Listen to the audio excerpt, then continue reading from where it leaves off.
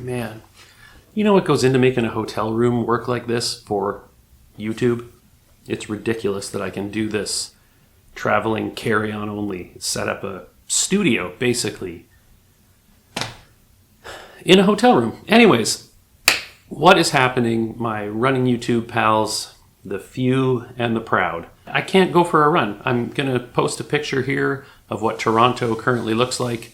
I was supposed to go out today for, I don't know how long I was going to go for. It was going to be a little longer, I'd hoped.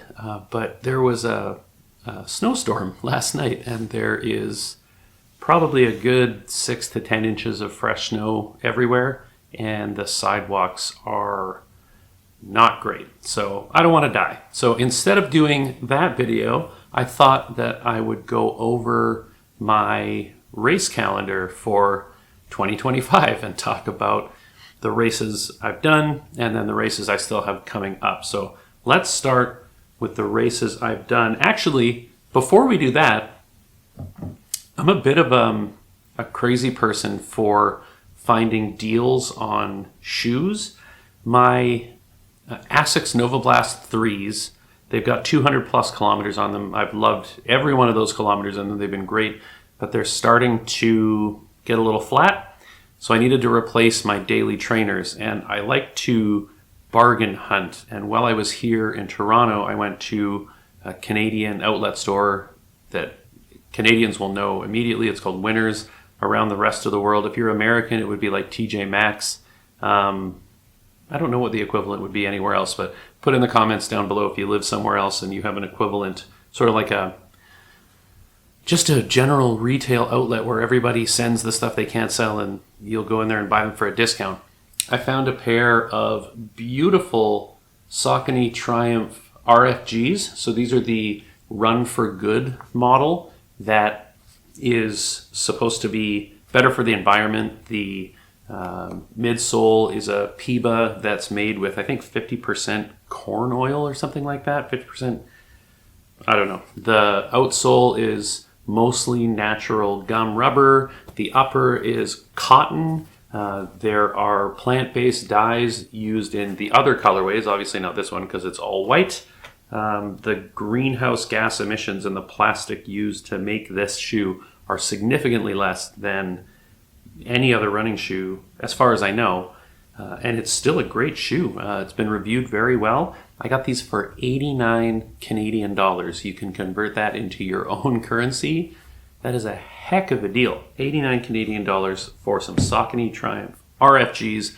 Going to try those out when I get home, because if I ran in them here, they would be destroyed because of the snow and the salt.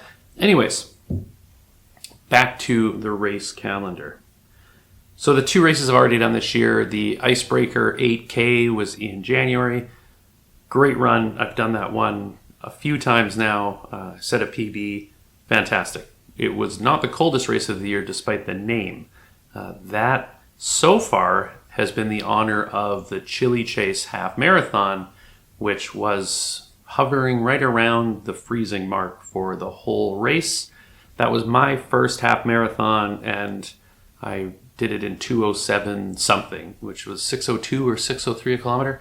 Felt great. My training was perfect. I had such a fun time in the race itself. The event was great, despite maybe a lack of toilet facilities prior to the race. I wish the organizers would spring for some portable toilets. They kind of rely on the community center and local businesses in the neighborhood, and it's honestly not enough. But other than that, great event. First half marathon, loved it. So my next 2 races are 2 in a row on a Saturday and a Sunday. The West Van Run 5K, which is on Saturday, March the 1st, and the West Van Run 10K, which is on Sunday, March the 2nd. West Van Run, the 5K, is the first race I ever competed in, I don't remember the year, I'll put it right here. It means a lot for me to do that one. So to be able to do the 5 and the 10 this year is fantastic. And I'm not really ready for them because weather-related and travel-related reasons have stopped me from training. But I have a couple of weeks to get myself into some sort of shape for those. I have some base fitness still from my half marathon training, but yeah, it's been a rough few weeks to try to get out and run. I'm really regretting that week off after the half marathon because that week was perfect weather for running, and it's been garbage ever since, mixed in with some travel into a blizzard here in Toronto. So it is what it is. After that, I've got the Vancouver Sun Run 10K, which I've never done before, and the Sun Run is a very popular race that gets all kinds of people out in Vancouver. That is on April the 27th. It's one of those ones that, you know, everybody in the city knows happens, and a lot of people who aren't runners will go and participate in it, and maybe it'll turn them into runners. That was not the case with me. I've never done it in my life, so let's see how my first Sun Run goes. And then after that, on May the 4th, which is also Star Wars Day, shout out to all my Star Wars homies and homegirls. Is homies gender neutral? It probably is. Anyways, that doesn't matter. I'm doing the BMO half marathon. Now there's the BMO, Bank of Montreal marathon, which is a pretty big marathon in Vancouver. I'm just doing the half because I'm saving my first marathon for another race later in the year that will be at the end of this list. Some of you probably already know what it is, but just in case you don't, we'll leave you in a little bit of suspense. On Friday, June the 13th, lucky Friday the 13th, I'm doing the longest day road race. There's a 5K and a 10K. I'm just doing the 5K. It's on a Friday evening, just before sunset on the longest day of the year. It's out at the University of British Columbia. Beautiful course, a little bit of elevation for a road race, which the first half sucks, but the second half is mostly downhill, so it's fun. The reason I do the 5K and not the 10K there is because there's the barbecue afterwards, and if you get there after the 10K, sometimes the food is getting a little scarce. I did that the first year, and yeah, there was definitely a slightly worse selection, and it's a bit of a party afterwards too, which is a lot of fun. So I'm really looking forward to that one. This will be my third, I think. And then on September 21st, I've got the Under Armour Eastside 10K, a race that I signed up for once, and I have a medal and a t-shirt from it, but I had to complete it virtually because I got COVID in Portland and then couldn't run when I got back. This was in 2021, 2022. It was the first time and the only time that I've had the big C. No, the big C is a different thing.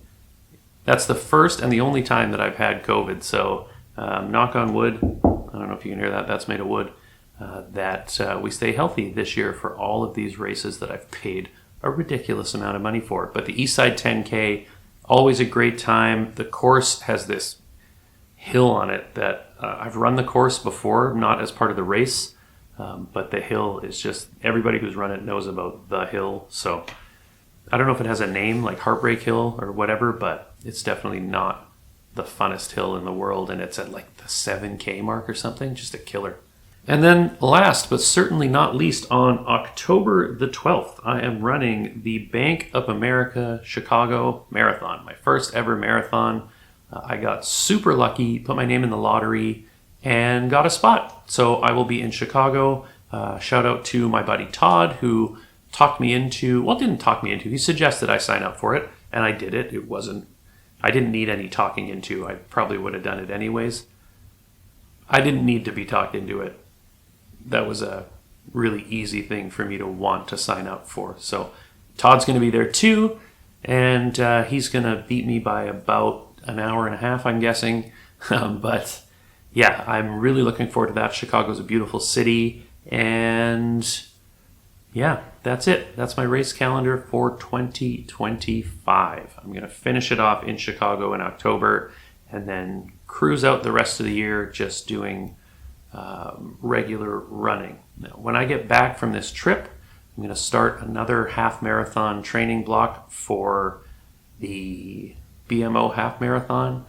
I need an app and a schedule to keep me motivated, to get me out running for something that serious. I'm not good at just doing it on my own, so that's definitely going to be something that I do when I get home, is scheduling out all my runs in an app and adding them to my calendar, because I have zero accountability otherwise, and I just won't go. I don't know if you guys suffer from the same thing, but I'm definitely guilty of it. So I hope you guys are enjoying your runs. I hope it's not snowy where you guys are and you're able to get out there and get those legs turning over. Let me know what your best running shoe bargain of all time is. This is right up there. This is right up there with the best running shoe bargain that I've ever found. The shoe's pretty light too. I can wear this casually too. Like, it's just a nice shoe.